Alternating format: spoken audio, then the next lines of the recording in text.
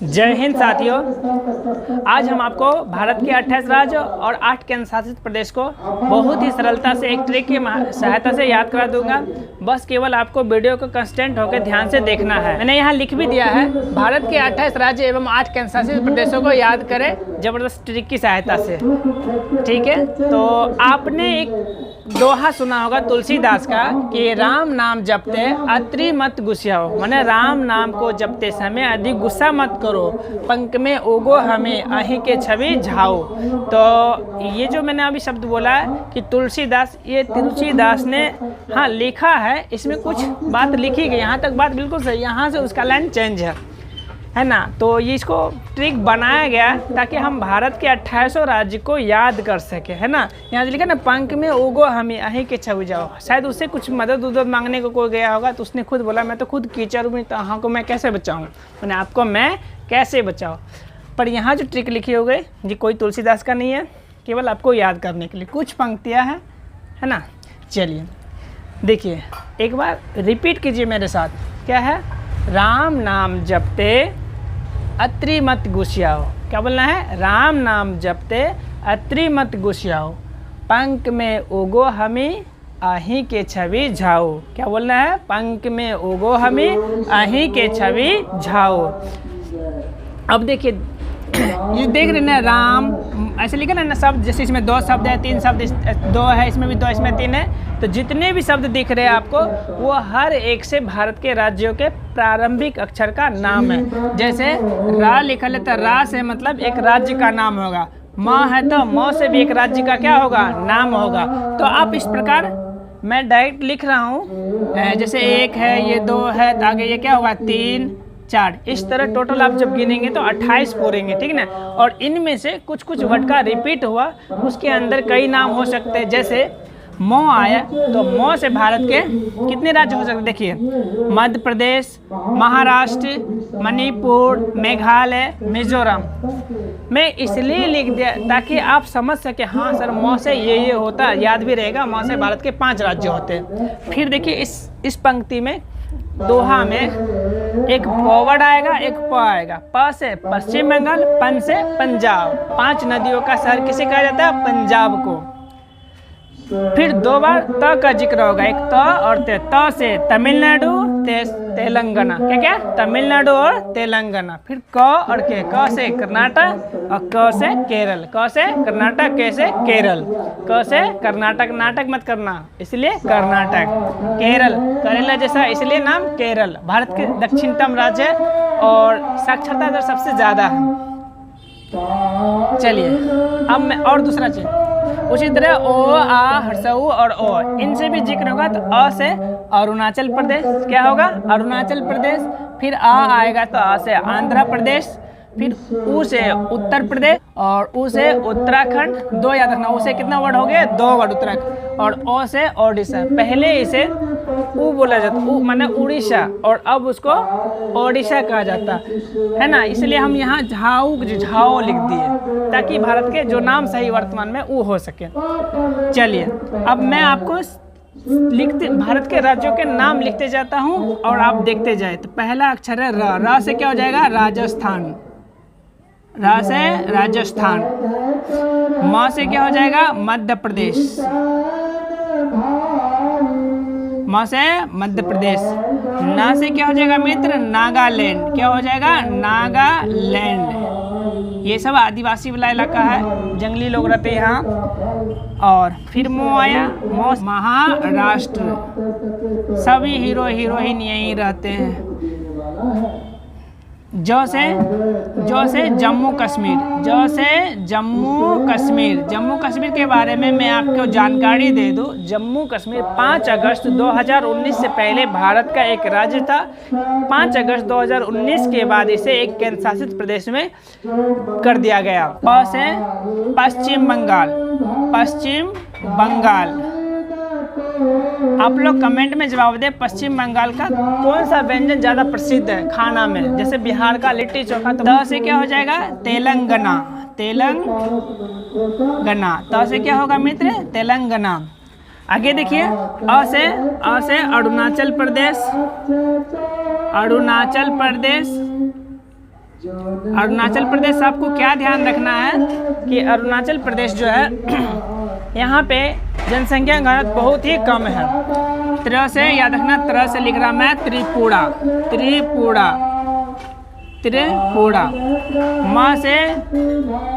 माँ से क्या याद रखना, माँ से मणिपुर, मणिपुर, मणिपुर है काम की नगरी।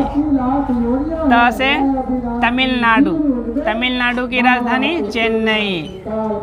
भारत का सबसे दक्षिणतम राज्य तमिलनाडु। गो आ गया, गो से गुजरात, गो से क्या याद रखना है, गुजरात।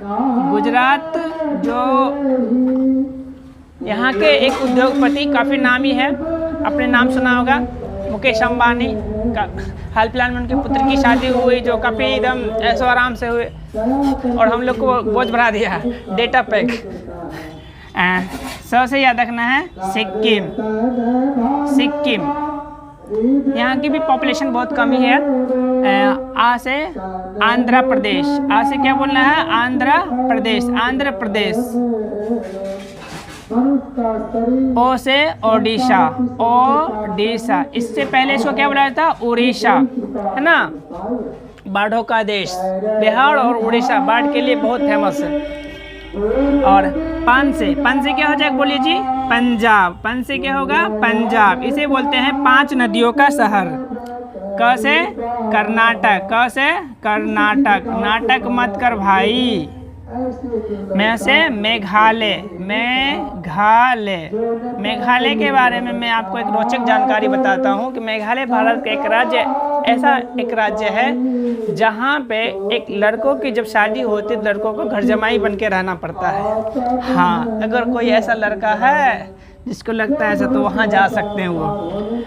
गो से गोवा, गोवा वाले बीच में, नाम तो सुने होंगे गोवा। गोवा भारत का सबसे छोटा राज्य है, भारत का सबसे छोटा राज्य गोवा, और इनकम में सबसे ज़्यादा है।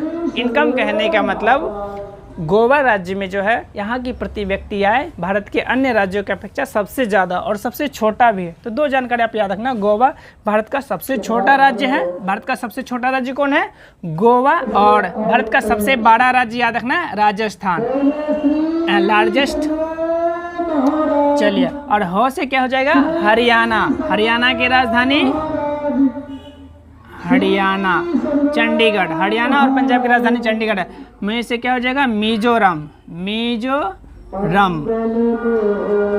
चलिए मित्र, समझ पा रहे होंगे ना आप। हाँ, अगर समझ रहे तो कमेंट वगैरह सब जरूर कीजिए। आ से क्या हो जाएगा, आ से अगर अरुणाचल प्रदेश लिख दिए, आंध्र प्रदेश लिख दिए, चलिए इसको रहने देते हैं। ह से क्या होगा, ही से हिमाचल प्रदेश, हिमाचल प्रदेश, हिमाचल प्रदेश। क से क्या हो जाएगा, केरल। सबसे साक्षरता वाला राज्य, भारत का सबसे ज़्यादा साक्षरता वाला राज्य कौन है, केरल। लिंगानुपात भारत में सबसे ज़्यादा कहाँ है, केरल का। छवि से छत्तीसगढ़, छत्तीसगढ़ का भिलाई लोह इस्पात उद्योग के लिए बहुत ही फेमस है।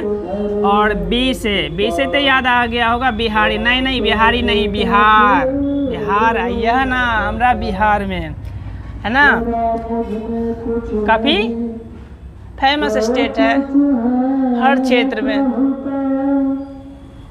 चाहे इसको हुकूम दे दो तो पाकिस्तान को उठा के लेकर चला आएगा। झा से झारखंड, झा से क्या हो जाएगा, झारखंड। और ऊ से अगर मैं उत्तर प्रदेश लिखा होगा तो यहाँ उत्तराखंड लिखूंगा, उत्तराखंड तो उत्तराखंड, उत्तराखंड, है ना। इस प्रकार जब आप भारत के पूरे राज्य को काउंट करेंगे तो आपको 28 राज्य पूरे जाएंगे, ठीक ना। और अब मैं आपको केंद्र शासित प्रदेश के बारे में जानकारी देता हूँ। केंद्र शासित प्रदेश कितना है, 8। कितना है, 8। ये तो याद हो गया आपको, याद हो गया ना, ठीक।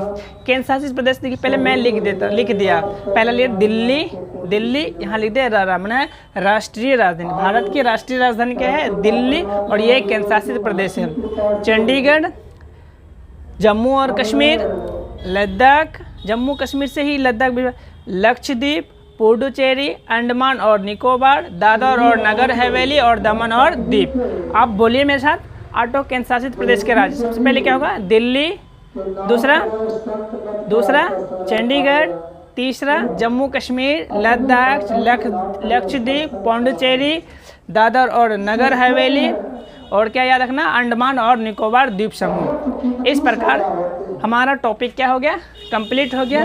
मित्र, अगर आपको लगता है कि सर मुझे अच्छे तरीक़े से भारत के 28 राज्य और 8 केंद्र शासित प्रदेश को याद करा दो, तो चैनल को लाइक और सब्सक्राइब करें और शेयर भी करें, ताकि दूर दूर तक वीडियो फैले और उन बच्चों तक भी पहुंच जाए जिनको इस टॉपिक में दिक्कत होता है, याद करने में दिक्कत हो जाता है। हाँ, मैं और आपको बता देता हूँ कि याद करना बहुत कठिन नहीं है, याद करने का भी तरीका होता है। तो आपको पहले ही बोलना कैसे, राम नाम जपते, कोमा लगाए ना यहाँ तक, राम नाम जपते अत्रि मत गुस्साओ। अब यहाँ तक पूरे बोलना है, राम नाम जपते अत्रि मत गुस्साओ। फिर क्या होना, पंख में ओगो हमी, क्या बोलना है, पंख में ओगो हमी आही के छवि जाओ। ये देख रहे हैं ना आप, कोमा, पूर्ण विराम, ये सबको विशेष ध्यान होता है जब आप आगे पढ़ेंगे। मैंने जब आप पढ़े होंगे अगर हिंदी, तो इस सब के इतना बड़ा योगदान है कि अगर कोई चीज़ याद, जैसे कविता याद करना हो, कोई चीज़ को समझाना हो, तो कोमा, पूर्ण विराम कहाँ लगता है, इसका विशेष ध्यान रखा जाता है, क्योंकि इसकी सहायता से हम सेंटेंस को आसानी से पढ़ सकते हैं, उसका मीनिंग भी समझ सकते हैं। अन्यथा अगर मान लीजिए कोमा को आगे पीछे करके पढ़ेंगे तो आपको दिक्कत हो सकता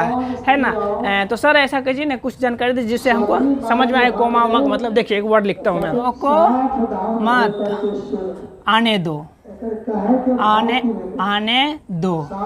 देखिए मैंने ये कोमा यहाँ लगाया, बोलिए इस वर्ड से क्या अर्थ निकल रहा है। कोमा के बारे में मैं जानकारी देना चाहता हूँ। कोमा, रोको मत आने दो, रोको मत आने दो, इससे मतलब सकारात्मकता का बोध हो रहा है कि जो बंदा आ रहा है अंदर, उसे मत रोको, उसको आने दो।